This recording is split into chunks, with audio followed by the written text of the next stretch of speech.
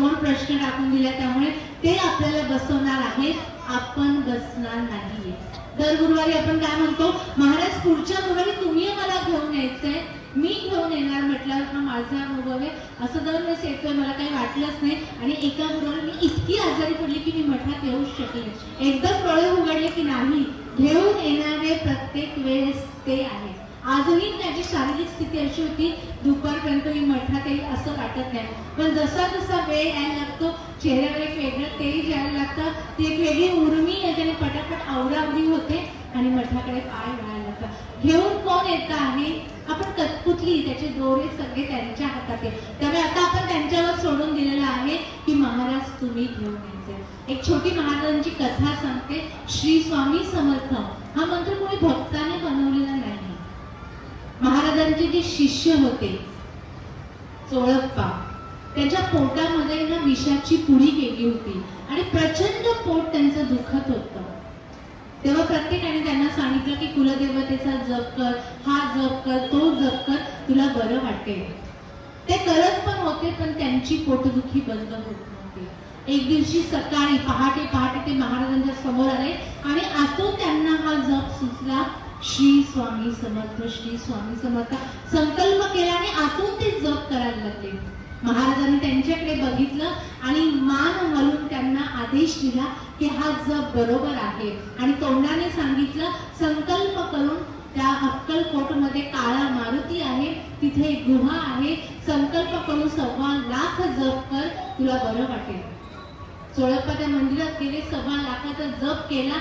1.25 लाख जप झाल्यानंतर त्यांच्या नाभीतनं, तोंडातनं नव्हे, नाभीतनं ती विषाची पुडी बाहेर आली. एक तर स्वामी भक्त होते, त्यांच्यावर साध्या भाषेत म्हणून तर जळणारे, त्यांचा त्रास होणारे खूप लोक होते, कारण ते अगदी स्वामींच्या जवळ होते. मग बाकीच्यांना ईर्ष्या व्हायची की हेच का स्वामींच्या जवळ, पण त्यांनी तशी सेवा केली होती म्हणून महाराजांच्या जवळ होते, म्हणून कुठेतरी त्यांच्या खाण्यामध्ये ही विष टाकून दिलं होतं.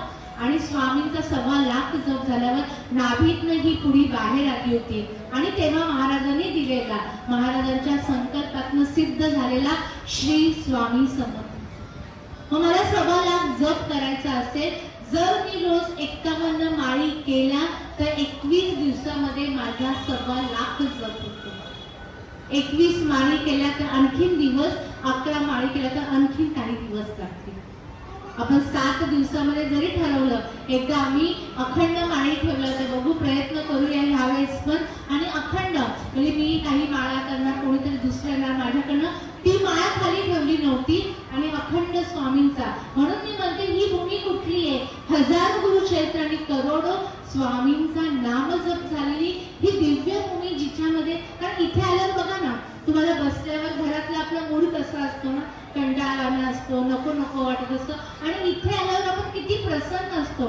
आणि गेटच्या बाहेर गेल्यावर लगेच त्या विवंचना, ते त्रास, गेट बाहेर क्रॉस करत नाही. म्हणजे आमचा अनुभव आहे की आम्ही इथे दिवस रात्रभर कार्यक्रमाच्या सेवा करतो, इथे प्रसन्न, काहीच त्रास नाही. पण हा गेट ओलांडल्यानंतर घरी गेल्यावर हातपाय गळून जातात आणि झोपून घ्यायचं असते. ही ताकद आहे या जमिनीमध्ये, एवढे जप इथे झाले, या हवेमध्ये, ह्या श्वासामध्ये ही ताकद आहे. त्यामुळे गुरुचरित्रावर खूप जास्त बोलली. लास्ट शेवटचं सांगते, गुरुचरित्र वाचायला खूप जन्माची पुण्य तुमची जेव्हा गोळा होणार आहे, तेव्हा तुम्ही गुरुचरित्र वाचू शकता. मी ठरवलं किंवा तुम्ही ठरवलं म्हणून गुरुचरित्र होणार नाहीये. माझी एक विशिष्ट पुण्य आहे. समजा मला 10 तोळे सोनं गोळा विकत घ्यायचंय, तर तेवढी अमाऊंट जेव्हा माझ्या बँकेत असणार आहे, ते मी पैसे देणार, तेव्हाच तेवढं सोनं. थोडं जरी 50,000 जरी कमी असतील तर सोनं आपल्याला म्हणणार का, अहो 10 तोळे घेतले, जाऊ द्या, 50,000 कमी आहे म्हणून चालते का? नाही.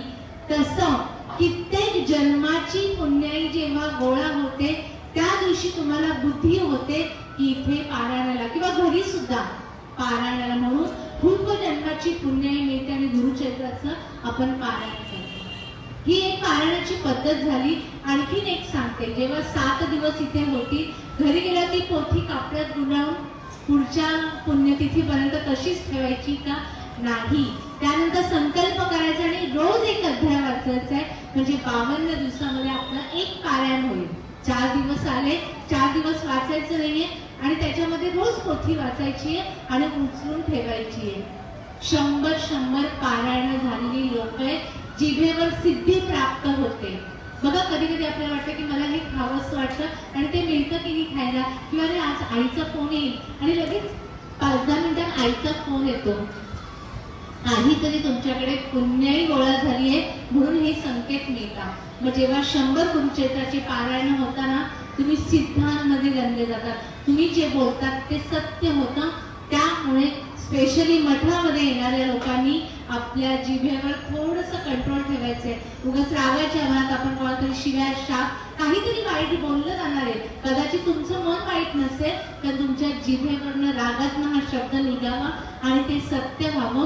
त्यामुळे आपल्या चेहऱ्यावर आपल्या जिभेवर थोडंसं कंट्रोल करायचंय आणि दिवसाच्या संध्याकाळी रोज महाराजांना प्रार्थना करायची आहे. कळत नकळत माझ्याकडनं कोणाला शारीरिक, मानसिक, आध्यात्मिक, आर्थिक त्रास झाला असेल तर मी माफी मागते त्या आत्म्याची. त्या व्यक्तीचं नाव नका घेऊ, पण सवय लावा रोज रात्री ही प्रार्थना करायची. अशा पद्धतीने पारायण करायचं आहे. जास्तीत जास्त संख्येने उपस्थित राहायचंय. नाही काही समजलं, माझा नंबर इथे लिहिलेला आहे, प्रश्न विचारा, नक्की तुम्हाला उत्तर देईल.